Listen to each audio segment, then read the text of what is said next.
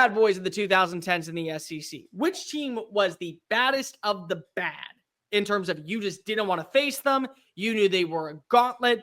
You could already wave the white flag knowing that it was over. They were just filled to the brim with future NFL Sunday talent. They were better than you, and they let you know it by the first whistle. And by the time that you left the field, that you were beaten and bruised, and you just want to go ahead and cry home to your mom and dad. Who were the top 3 teams of the 2010s that just stood out? And the hypothetical that you would love to see play in a college football playoff tonight? Who I did not like, Bear? Yeah. It's got to be 2010 Auburn came off. Again, I'm when somebody was a student at the time. I don't know. It was just a team that came to mind, just a very unlikable team. Definitely takes home the cake for me. Cam Newton, the whole Cecil Newton getting paid. Now Auburn got the greatest deal ever. I mean, paid him $250,000. That literally is the greatest deal you ever could have gotten for Cam Newton. I mean, still the greatest college bargain of all time. We thought that was a lot of money back then. That's just an average ass receiver now. But no, it's got to be that team. I mean, they had some nasty chop blocking offensive lineman, Lee Zimba, and then the only guy I really liked on that team was like Philip Lutzenkirchen. That was the only guy I really liked on that team. So it's interesting. That would be the team that takes home the cake for me right off the bat, Bear. For me, number 1 is 2019 LSU. And I know you didn't like that team. No, and the reason why is because I think that there's okay. Well, let me explain. This is the Alabama in me that comes out. That team was so loaded with future NFL talent that I think sometimes we forget about how good that Alabama roster was. Like, and especially when you look at what Joe Burrow was able to accomplish marching on in, because he started off the year by beating Texas, and he took Texas belt to ass out in Austin in week 2. And then that was the moment where it's like, okay, now we got to pay more attention to what this LSU team is. Then they beat Alabama. When they beat Alabama, that to me felt like the last sign of any doubt that Burrow wasn't winning the Heisman and that LSU wasn't winning the national championship. And I felt like every other team that was ever going to go ahead and face off against him had to understand this is the reality. We're going to stink. We're going to lose. We're going to get our asses handed to us.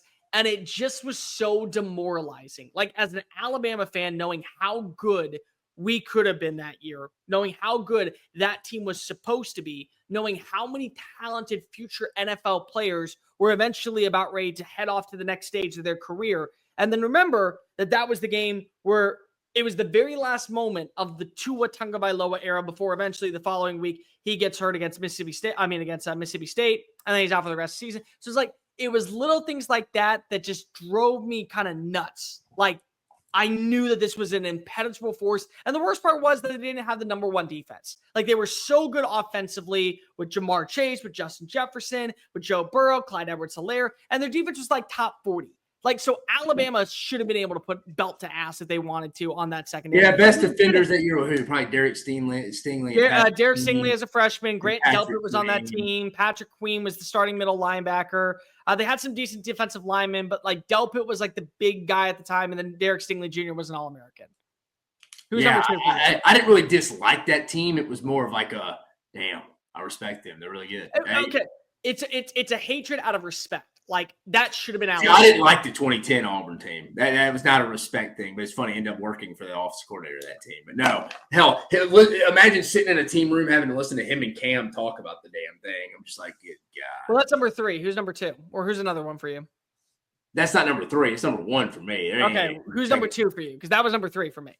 For number 2, again, I'm going back old school here, guys. More because when I worked in it, the fanhood kind of went away a little bit. So I don't dislike some of these teams. I know some of these recruits. I don't like probably 2011 LSU, because that was when I was in college. It felt like it was an LSU Alabama world then.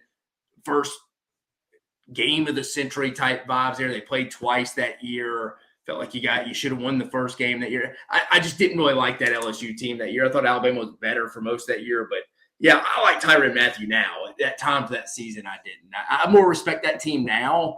But back then, I didn't. The Auburn team stands alone by itself, though. 2015 Ole Miss. The 2015 Ole Miss team was probably the most infuriating team. You weren't a Chad Kelly guy? No, that was a big thing. As I couldn't stand Chad Kelly. I couldn't stand him because of who's going to come on at number 1 for me. The catch by Quincy Adebayo on the double catch. Yeah. That to me was still the most infuriating moment as a fan, even though I was working at the time. You just realized Ole Miss is going to win this game. They're going to win this game in Bryant-Denny Stadium. Hugh Freeze is going to get 2 back-to-back victories over Nick Saban. That shouldn't happen. I thought their defense was fine, but I also thought that team was good enough to win a national championship. And then they let me down. Alabama ended up winning the national championship, which was good.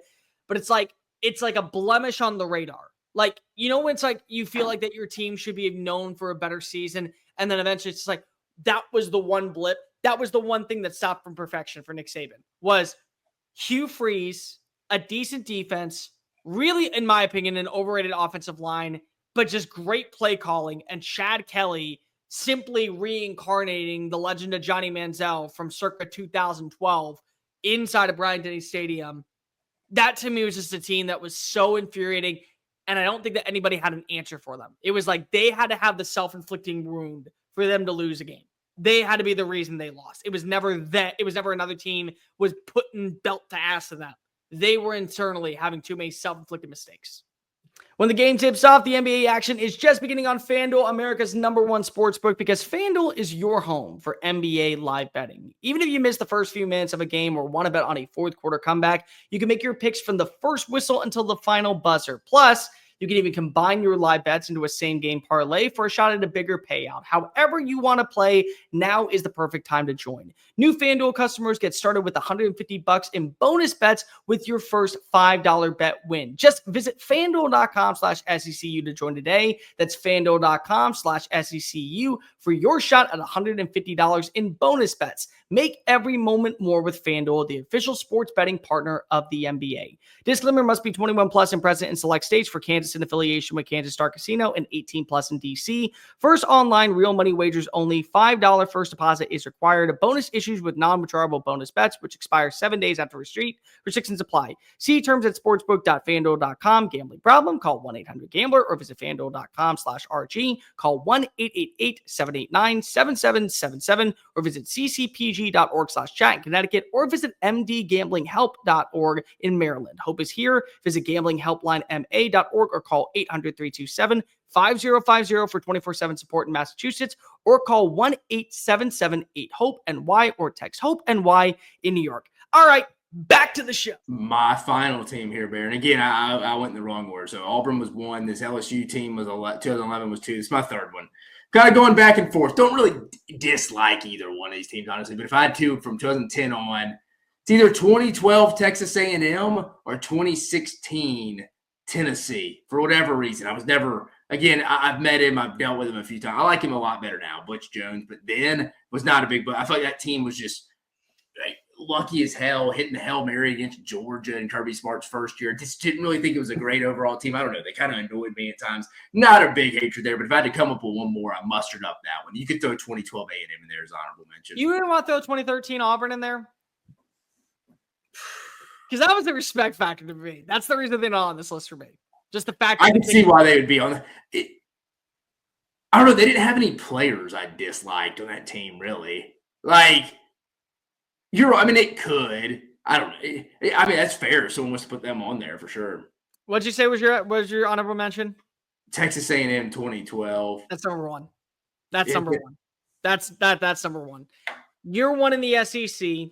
You get a quarterback who most people thought was supposed to be a defensive back. Most schools weren't even looking at him to play quarterback, or at least in the state of Texas. They said you got to move to safety.